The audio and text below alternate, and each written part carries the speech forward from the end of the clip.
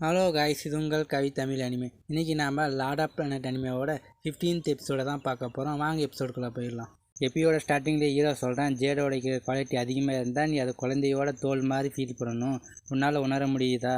அவளும் ஆமான்னு சொல்கிறா. அடுத்த சீனில் கிங்கிங் இன்ஃபெங்ஷுன்னு கத்திட்டு இருக்க. இப்போ ஹீரோ சொல்லித்தர சத்தம் கேட்க அவளும் அங்கே ஓடி வந்து பார்த்து ஷாக் ஆகிறா.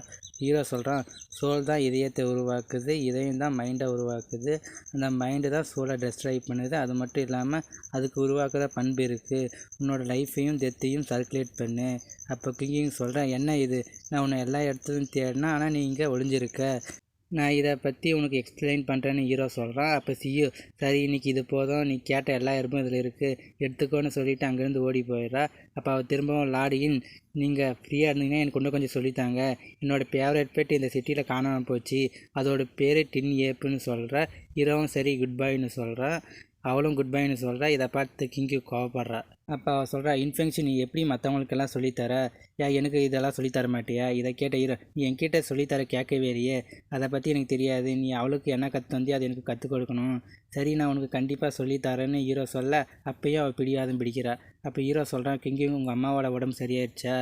அவங்க மருந்து எல்லாம் எடுத்துக்கினாலும் அவங்க உடம்பு சரியாகிற மாதிரியே இல்லை, இன்னும் கொஞ்சம் மோசமாக தான் போகுது. சரி நீ கவலைப்படாத, நான் திரும்பவும் வெல்த் கேரிங் பில்டிங்கு போய் ஃப்ராங்க்வான் கிட்ட சொல்லி மருந்து அனுப்ப சொல்கிறேன், நீ நம்பிக்கையோட இரு, உங்கள் அம்மாவோட உடல்நிலை சரியாயிரும். இதை கேட்டு அவள் உண்மையாவா? ஹீரோவும் கவலைப்படாத, கண்டிப்பாக அவங்க நல்லா இருவாங்க. அப்படியே அவங்க கையை பிடிச்சிட்டு இருக்க. அப்போ அங்கிள் ஃபூ இரும்புற சத்தம் கேட்க, இதை கேட்ட அவங்க கையை உதறி விட்டு வெக்கப்படுறாங்க. அப்போ கிங்கிங், இன்ஃபெக்ஷன் நீ என்கிட்ட ப்ராமிஸ் பண்ணியிருக்க, அதை மறந்துடாது சொல்லிவிட்டு அங்கேருந்து ஓடி போயிடுறா. அடுத்த சீனில் கிங்கிங் சொல்கிறான், ஆமாம் அங்கே என்ன நடந்துச்சு, எதுக்கு என்னோடய ஹார்ட் பீட் ஃபாஸ்ட்டாக துடிச்சிச்சின்னு வைக்கப்படுறேன். அங்கிள் ஃபூ சொல்கிறாரு, யங் மாஸ்டர் இது கொஞ்சம் வித்தியாசமாக தெரியுது, எல்லாருமே யூனியன் ஸ்டேட்டாக தான் வாட்ச் பண்ணுறாங்க. அப்போ ஒரு அம்பு ஹீரோவை கொல்ல வர ஹீரோ 2 விரலை பிடிச்சிடுறான். அப்போ அங்கிள் ஃபூ, யார் அது, உங்களுக்கு இன்வெஸ்ட்டுக்குள்ளே வரத்துக்கு எவ்வளோ தைரியம்னு கேட்குறாரு. அந்த அம்பு பின்பக்கம் ஒரு துணி கட்டியிருக்கும், அதை ஓப்பன் பண்ணிவிட்டு சொல்கிறான் ஹீரோ, டூத் டைகர் உட்ஸா, இது லிங்கர்னு ஆச்சரியப்படுறான். திரும்பவும் அங்கிள் ஃபூ, யங் மாஸ்டர் நீங்கள் எங்கே போகிறீங்க? அதுக்கு ஹீரோ, எஸ்டேட்டாக பார்த்துக்குவாங்க, நான் டைகர் உட்ஸ் காட்டுக்கு போகிறேன் லிங்கரை காப்பாற்றுறதுக்கு. யங் மாஸ்டர், அந்த டைகர் உட்ஸ் காடு ரொம்ப டேஞ்சரானது, அங்கே எனிமீஸ் எல்லாம் இருட்டில் ஒளிஞ்சிருப்பாங்க, ஹீரோவும் நான் பார்த்துக்கிறேன், யாராச்சும் இங்கே பிரச்சனை பண்ண வந்தாங்கன்னா அவங்க கிட்ட ஃபைட் பண்ணதுக்கு தயங்காதுங்கன்னு சொல்கிறான் ஹீரோ. அடுத்த சீனில் ஹீரோ காட்டுக்குள்ளே ஓடுறான். அப்போ ஒரு விசிறி ஹீரோவை அட்டாக் பண்ணுது. அப்போ அவன் சொல்கிறான், எதுக்காக இங்கே வந்தீங்களா அப்படின்னு. இதை கேட்ட ஹீரோ, டே சிஓஇ, நான் ஒன்றும் உன்னை தேடி வரல.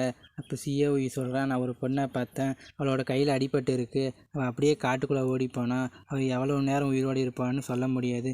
டே சிஓஇ, அவளுக்கு மட்டும் ஏதாச்சும் ஆச்சும் நான் கொண்டுருவேன்டா. எனக்கு ரொம்ப பயமாக இருக்குது. அந்த காலத்தில் ஜெனரலும் பயப்படாமல் பேட்டில் ஃபீல்டில் சண்டை போட்டார், ஆனால் அவனோட பையன் ஒரு சாதாரண விபச்சார பொண்ணை காப்பாற்ற தன்னோட வாழ்க்கையை ரிஸ்கில் போட்டுக்கிறான். இதை பார்த்தா எனக்கு கொஞ்சம் வருத்தமாக தான் இருக்குது. அப்போ ஹீரோ அவனோட கழுத்தை விட்டுட்டு அப்படியே நடந்து போகிறான். சிஓஇ, நான் வெளியே மட்டும் வந்துட்டுனா என்னோட கணக்கும் எங்கள் அப்பாவோட கணக்கும் நான் கண்டிப்பாக தீர்ப்பேன்.